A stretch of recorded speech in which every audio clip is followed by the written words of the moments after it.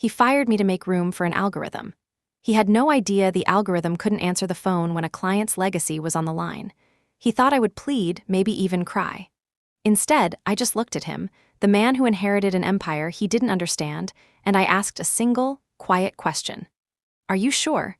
Because among the 15 unicorn projects that defined Vance and Associates, everyone knew who held the soul of each design. When my farewell email went out, it wasn't just a notification. It was a signal. The first reply from the most powerful CEO in New York had only 4 words: "Where is Millie Barker?" And that's when the real story began. My name is Millie Barker, and at 38, I was the lead architect at a firm my own hands had helped build into a legend. For 12 years, I had learned that in high-end architecture, you don't sell blueprints, you sell dreams. Trust isn't a line item in a contract, it's the entire foundation. I wasn't just building skyscrapers and luxury estates. I was building legacies, shaping the skyline of a city that never sleeps, one personal relationship at a time. 15 unicorn projects, 65% of the firm's recurring revenue, and every single one was built on late-night sketching sessions, weekend site visits in the pouring rain, and the kind of deep, personal understanding that turns a client into a partner. That Monday morning started like any other. Coffee at dawn, reviewing the structural integrity reports for the Sterling Tower by 6:30, sketching new interior concepts for the Kinsley Corporation's headquarters by 7. My team knew my rhythm. We had perfected it. We didn't just design buildings, we breathed life into them. We understood that the angle of a window could change a person's entire day, that the texture of a wall could evoke a childhood memory. The email from Caleb Vance landed in my inbox at 9 a.m. sharp.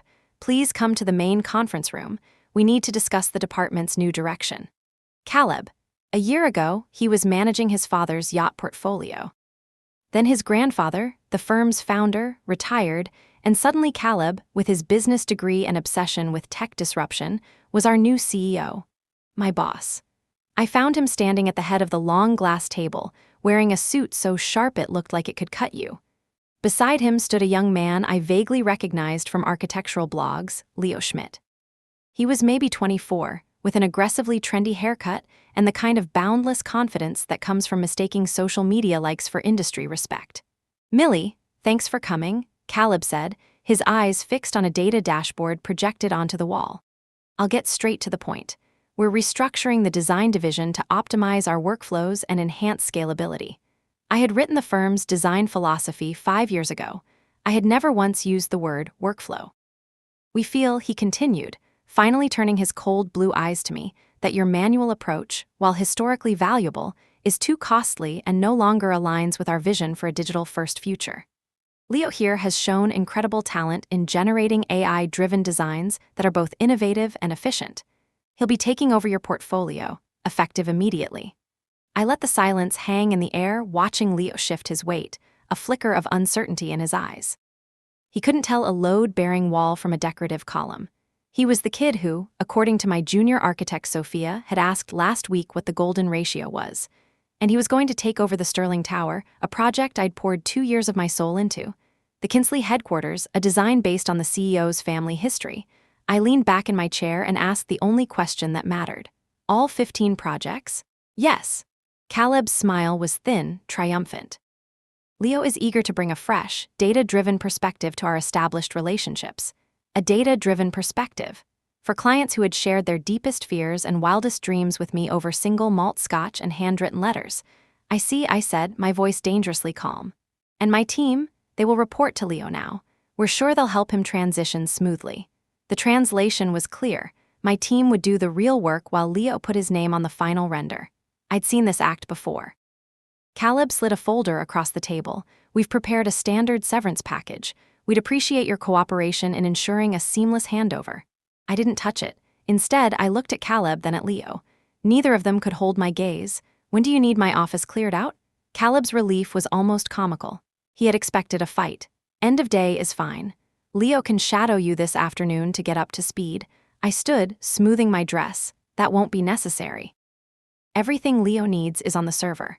What I didn't say was everything Leo needs that I am legally required to leave behind. The real intelligence, the soul of the projects, lived in my head and in my personal, leather-bound vision books.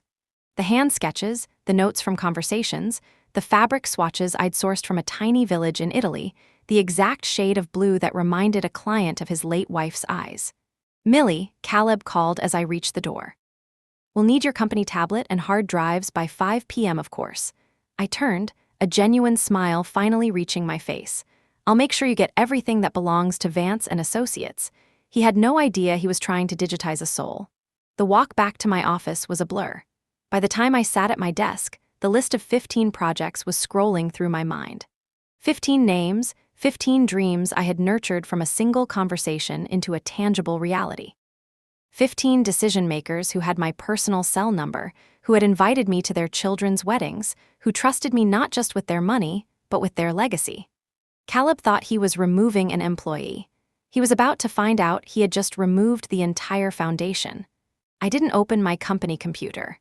Instead, I pulled out my personal tablet, the one I used for everything that truly mattered.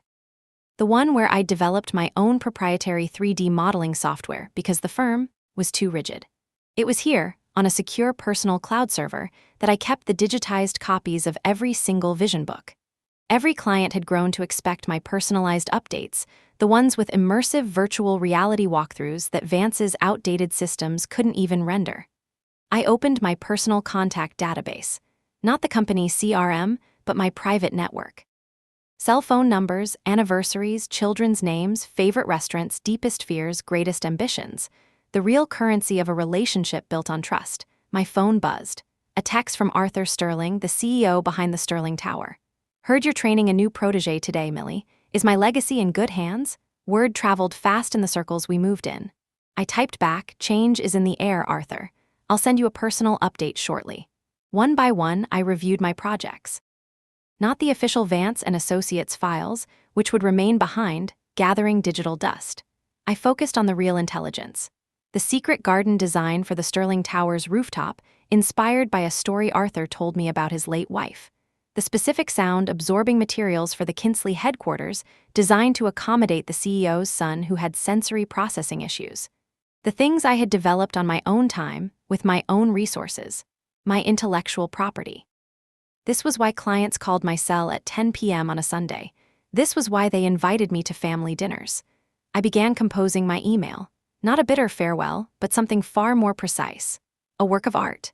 "Dear client name, I wanted to personally inform you that as of today, I will be transitioning from my role at Vance and Associates to pursue a new creative direction. It has been the honor of a lifetime to help bring your vision to life. Your project will be transitioned to Leo Schmidt, who I am sure will work diligently to maintain the technical standards of Vance and Associates. On a personal note, the vision and philosophy we developed together remain deeply important to me. I am always available for an informal consultation on the core concepts we created. You have my personal contact information. The proprietary design concepts and initial inspirations I have shared with you over the years, the soul of our project, remain accessible through the secure links I previously provided. These tools, which I developed independently, will continue to be a source of inspiration as I move forward. Warmest regards, Millie Barker. I customized each message. For Arthur Sterling, I referenced the white gardenias his wife loved. For the Kinsley family, I asked about their son's upcoming music recital. For the tech billionaire, I mentioned the unique challenge of designing her meditation room to have zero electronic interference. Then I called Sophia into my office. "I wanted you to hear it from me first," I said, watching her face fall. "I've been asked to leave. Leo Schmidt will be taking over." "Leo?" Sophia's voice was incredulous. "The guy who thinks the Parthenon is a brand of yogurt. The very same." I kept my tone level. "My advice to you is this: document everything. Every sketch, every idea you have. Prove that your creativity cannot be automated." I spent the next 2 hours creating the official transition documents for Caleb. They were perfect. Clean, corporate, and utterly useless without the context that lived only in my vision books. By 3 p.m., I had sent all 15 personal emails. My phone began to vibrate, a steady, insistent hum, but I ignored it. At 4:55, I knocked on Caleb's door. He looked up, surprised to see me. "I've sent the transition notes to Leo and copied you," I said, placing my company tablet on his polished desk. "Everything he needs to manage the projects is documented." "Excellent." Caleb's smile was that of a man who thought he'd just won a game he didn't even understand. "This is for the best, Millie. Sometimes you need to clear out the old to make way for the new. Absolutely, I agreed. Change can be very illuminating. As I walked out of the Vance and Associates building for the last time, my personal phone was a constant vibration against my hand. 15 projects, 15 relationships, 15 questions about what came next. Caleb thought he had one. He thought he had streamlined the company, cut costs, and installed a young, cheap, malleable replacement. He was about to learn that in architecture, the product isn't the blueprint. The product is the vision. And vision, I had learned over 12 years, follows the visionary, not the firm. The unraveling began at precisely 8:15 the next morning. I was sitting in a small, independent coffee shop on the Lower East Side, the kind with worn wooden tables and the rich smell of roasted beans. My laptop was open, displaying the 37 responses that had flooded my personal inbox overnight. My phone rang. It was Sophia, my former junior architect, my protégé. "Millie, you need to know what's happening here." Her voice was a hushed, frantic whisper. "It's absolute chaos. Take a breath, Sophia. Tell me." "Leo sent out his introduction email an hour ago. You know, the generic, excited to be your new design partner template. Within minutes, the replies started. Mr. Sterling wrote back with just one line, 'Where is Millie Barker?'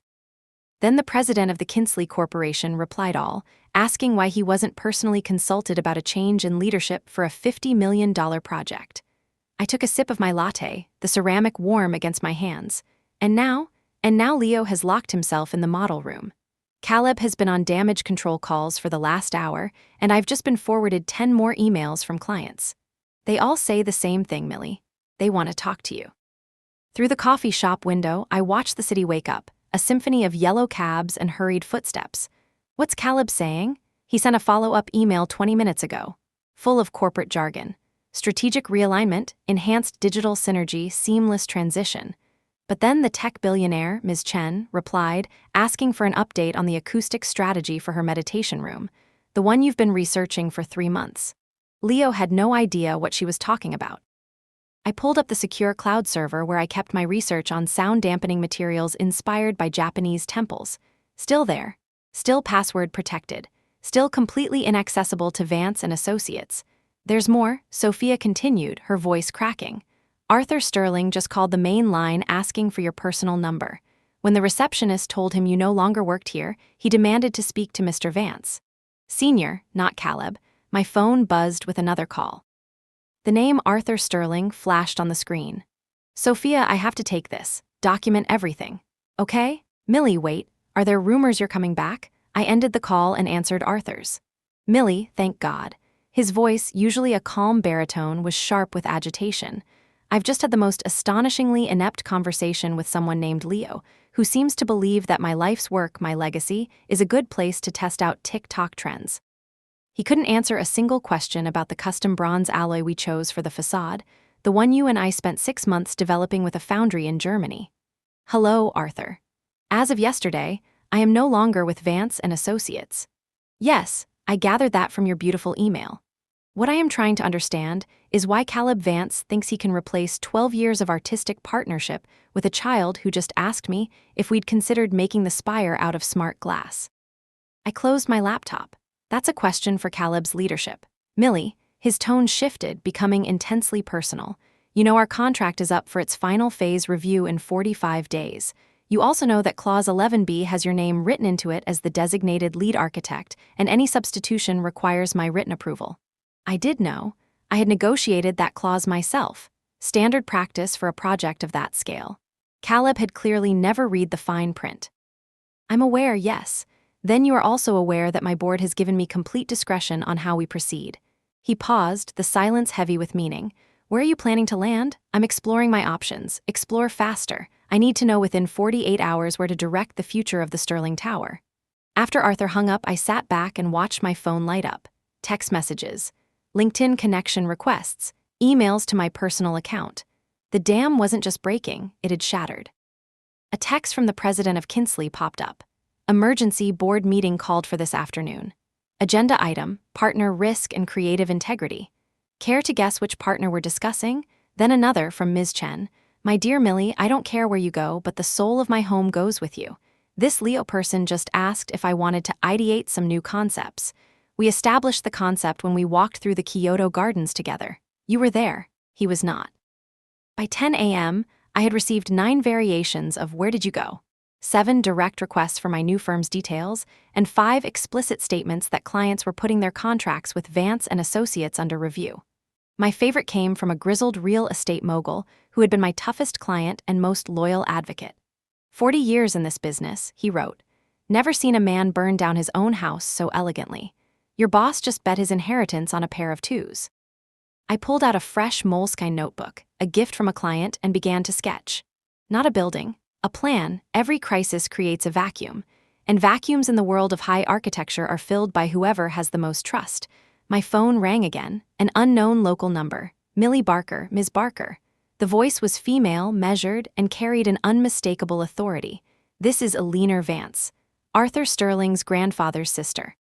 The legendary architect who had retired years ago but still held a significant stake in the company, and more importantly, its soul.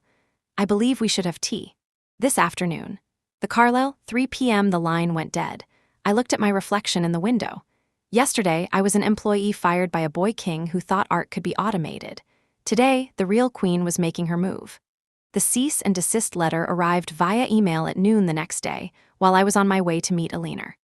It was a masterpiece of empty legal threats, a document written by lawyers who bill by the hour and assume you won't read the details. My lawyer, a sharp, no-nonsense woman named Clara, called me as I was walking into the hotel. Just reviewed it. It's tissue paper, Millie. They're claiming ownership over ideas they can't define and a creative process they never understood. They're referencing a non-compete clause from your initial junior architect contract from 12 years ago, which has long since been superseded. Want me to send a reply? Not yet, I said.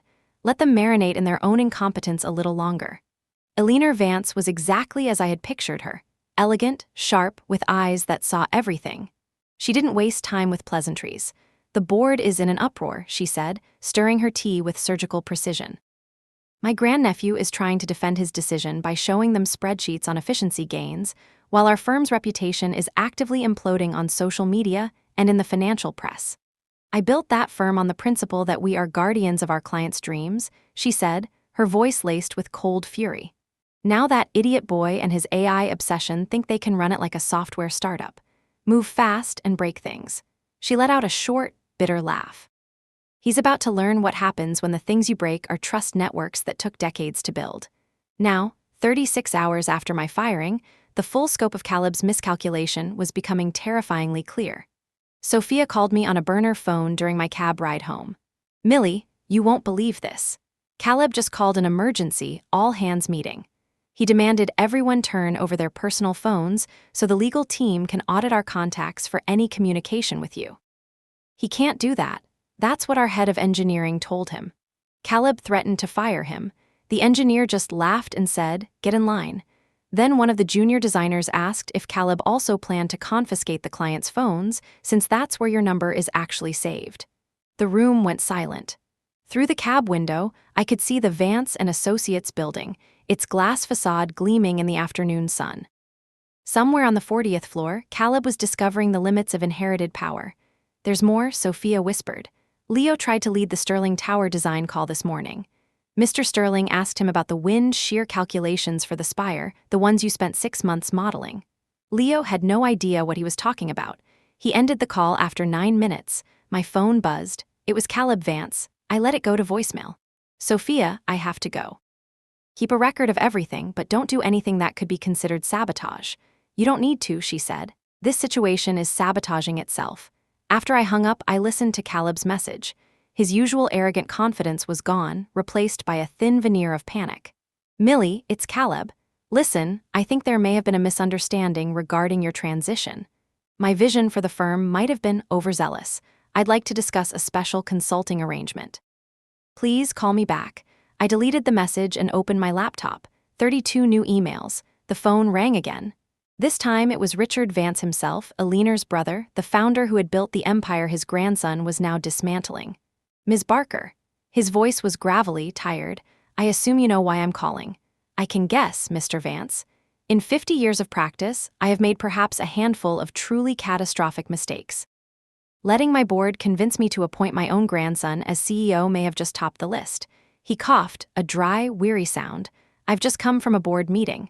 8 of our 15 key clients have formally requested a contract review. 4 have frozen all payments. I stayed silent.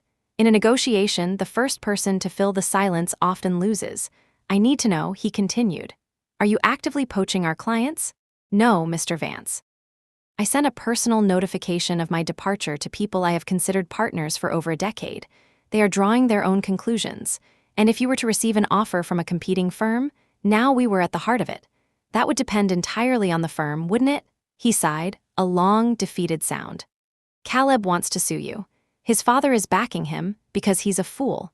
The board wants to offer you an executive partnership to come back. Eleanor wants to fire Caleb and possibly disown him. And what do you want, Mr. Vance? I want to see my life's work survive the arrogance of my own bloodline. Despite everything, I almost felt a pang of sympathy for him. Almost. Mr. Vance, I appreciate the call, but I am not interested in returning to a company where my value can be dismissed on a whim. Your grandson made his position on my work perfectly clear. Now, you all get to live with the consequences. What if Caleb were no longer in a position of authority? Then you would still have the problem of a leadership culture that allowed this to happen in the first place. Another long silence. Finally, he spoke, his voice resigned. You've been fielding other offers. It wasn't a question. I've been exploring options that align with my values. I hope you find what you're looking for, Millie. He used my first name for the first time in our conversation. You deserved better from us. After he hung up, I looked at my laptop screen. 3 emails had arrived during our call. One from a boutique firm in London I had always admired, one from a rising star in sustainable architecture, and one from Jessica Chen, founder of the legendary Aura Designs, with the subject line, an urgent conversation. Arthur Sterling suggested I call. Caleb thought he was playing a simple game of chess. Remove the queen, promote a pawn, but this was never chess, it was Jenga. He had pulled out a foundational block, and now the entire tower was about to come crashing down. The call from Jessica Chen at Aura Designs came at exactly 7 a.m. on Friday, precisely 48 hours after Arthur Sterling had given me his ultimatum. Millie, it's Jessica. Her voice was warm but direct, the sound of a woman who had built her own empire from the ground up, one brilliant design at a time. I'll cut to the chase.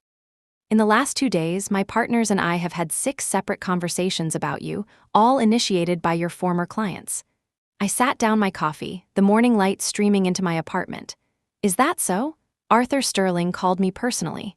He said if we were smart, we'd build an entire division around you. The president of Kinsley sent me your project portfolio, complete with client testimonials. Apparently, your designs have generated more industry awards in the last 5 years than our whole firm combined. Somewhere across the city, Leo Schmidt was probably waking up to another day of panicked calls he couldn't possibly handle. We're not interested in poaching, Jessica continued, her voice firm. We're interested in building. Aura is launching a new division focused on legacy projects, landmarks for the next century. We don't need a lead architect. We need a founding partner. I'm listening. Full equity partnership. A base salary 40% higher than what Vance was paying you. Performance bonuses tied to client satisfaction and creative innovation. And most importantly, complete unadulterated autonomy to build your team and choose your projects. My laptop pinged, an email from Sophia. Subject, it's happening. The message was short. 5 more projects officially on hold this morning. Caleb has been removed from all client-facing roles. I thought you should know. When would you need an answer? I asked Jessica. Monday. But Millie, I should mention, our legal team has already reviewed your old contract. The non-compete is unenforceable. You would be free to bring your own client base. Our focus on sustainable, human-centric design puts us in a completely different market category than Vance's new AI-driven model. They wouldn't have a leg to stand on. After she hung up, I opened the flood of messages that had accumulated.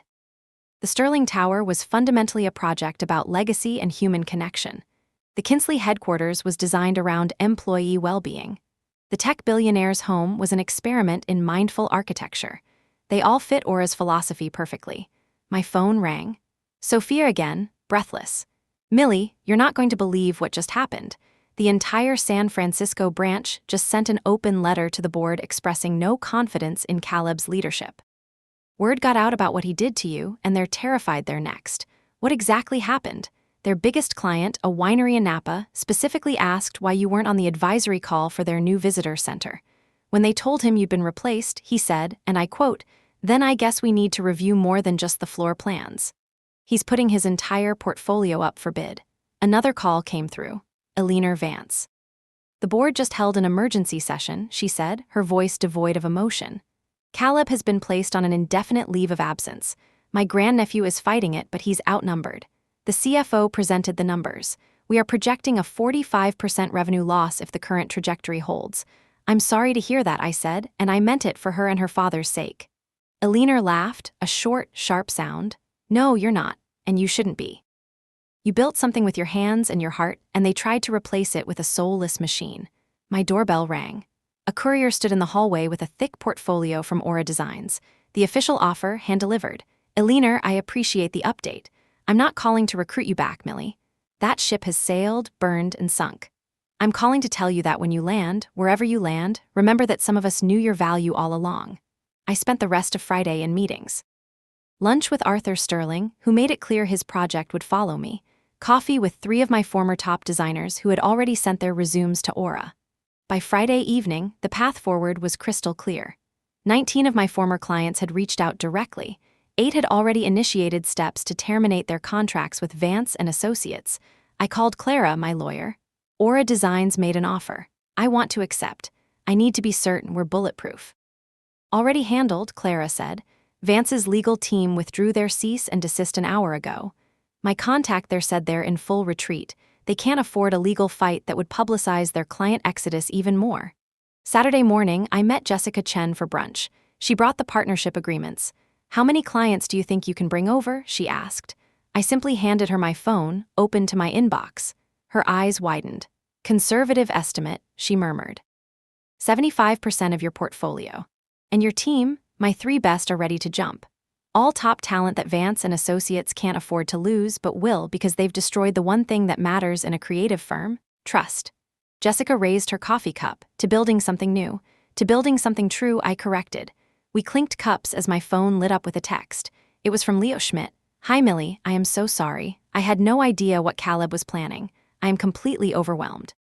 They all keep asking for you." I showed the message to Jessica. She shook her head.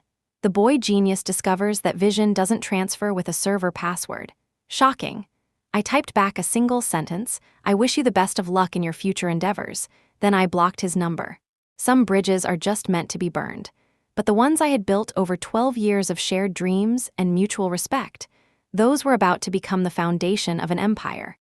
On Monday morning, I walked into Aura Designs as their newest founding partner. By Monday afternoon, the first wave of project transfers began. Caleb had fired me to save on salary and promote an algorithm. Instead, he had set me free. The walls at Vance and Associates were crumbling faster than anyone could have imagined. Sophia sent me a play-by-play. Monday, 8:15 a.m., an all-staff email from Richard Vance himself announcing a leadership restructuring to recenter our focus on our valued client relationships. 9:30 a.m., Leo Schmidt submitted his resignation. He just left his tablet on his desk and walked out. He lasted less than a week. I was in my new office at Aura, a beautiful, light-filled space overlooking the Hudson River, hanging my first hand-drawn sketch on the wall when Sophia called again. "They're trying to reassign your projects, but no one will touch them. They're radioactive.